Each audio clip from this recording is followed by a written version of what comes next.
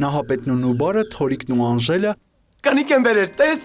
հայրիկն ու զավակները, մենք ենք մեր սարերի հովիվներն ու էլի շատ հայտնի սիրված կերպարներ Հենրիկ Մալյանի պատկերացմամբ կինոժապավեն դարձան ու զարդարեցին հայ կինոյի լավագույն էջերը։ Այս տարի լրանում է մարդկային որակների բեմադրիչի 100-ամյա Հոբելյանը։ Այո, բացացեք բոլոր։ Հայ կինոյում ու թատրոնում արժեքավոր հետք թողած կինեմատոգրաֆի ինքնատիպ ձեռագիրը, անավարտ էսքիզները, աշխատանքային կադրերն ու անձնական իրերը ցուցադրվում են Չարենցի անվան գրականության եւ արվեստի թանգարանում։ Այլ ֆոնդերից ենք ցուցադրել նաև, բայց իր ունի փոքրիկ ֆոնդ, որը ցավոք շատ քիչ է։ Իհարկե արժեքավոր Կոմիտաս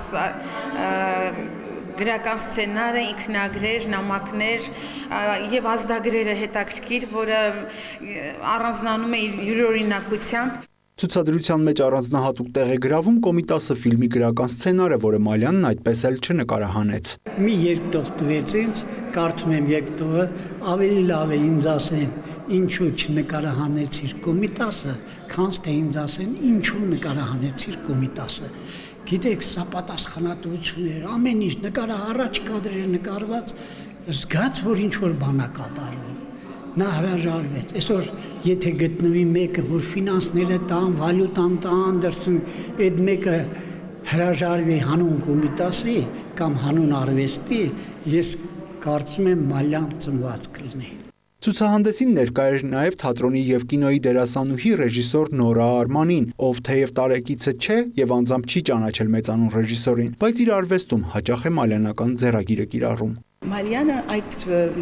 կինոռեժիսորներից է, որոնց մեջ գտեսնենք մարդկայինը, թե իր պատմած պատմության մեջ, թե իր գերբարների մեջ եւ հետո ինքը չի վարանում գտնել այն գերբարները, որոնք ասենք ամբողջ ընկերությունը կարող է մեկ թիթրածլալ եւ ուշադրություն չդարձնել, ինք նրանց բերում է եւ իրանց